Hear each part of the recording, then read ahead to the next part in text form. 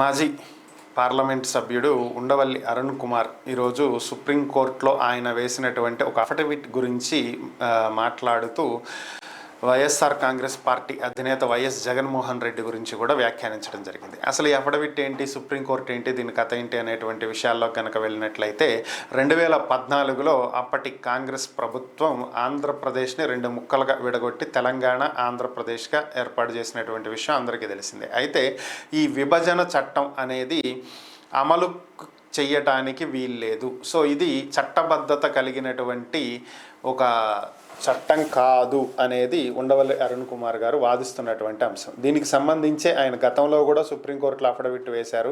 గత 11 ఏళ్లుగా ఇంతవరకు సెంట్రల్ గవర్నమెంట్ దీని మీద అఫిడవిట్ వేయలే. సో ఇప్పుడు దాన్ని సవరించి మరొకసారి ఆయన సుప్రీంకోర్టులో వేయటం జరిగింది. దీంట్లో ఆయన పొందుపరిచినటువంటి అంశాలు ఏంటంటే, ఆ రోజు విభజన అనేది సరైనటువంటి విధంగా హేతుబద్ధంగా జరగలేదు. పార్లమెంటు తలుపులు మూసేసి సరైనటువంటి ఓటింగ్ పెట్టకుండా వాళ్ళకు నచ్చినటువంటి విధంగా రాష్ట్రాన్ని విడగొట్టడం, విభజన చట్టాన్ని రూపొందించడం జరిగింది. సో హేతుబద్ధంగా జరగనటువంటి ఈ విభజనకు విభజన చట్టం అనేది చట్టబద్ధత కల్పించదు. సో అది అమలు చేయడానికి వీలు కాదు అనేది ఆయన వాదన. సో దీన్నే సుప్రీంకోర్టు దృష్టికి ఆయన తీసుకువెళ్ళడం జరిగింది. దీనికి ఏపీ ప్రభుత్వం మద్దతు తెలపాలని, ఏపీ ప్రభుత్వం వెంటనే స్పందించి మంచి లాయర్ని ఏర్పాటు చేసి సుప్రీంకోర్టులో వాదనలు వినిపిస్తే ఆంధ్రప్రదేశ్కి న్యాయం జరిగేటువంటి అవకాశం ఉందని, దీనికి పవన్ కళ్యాణ్ పూనుకోవాలని చెప్పి ఆయన కోరుకోవటం జరిగింది.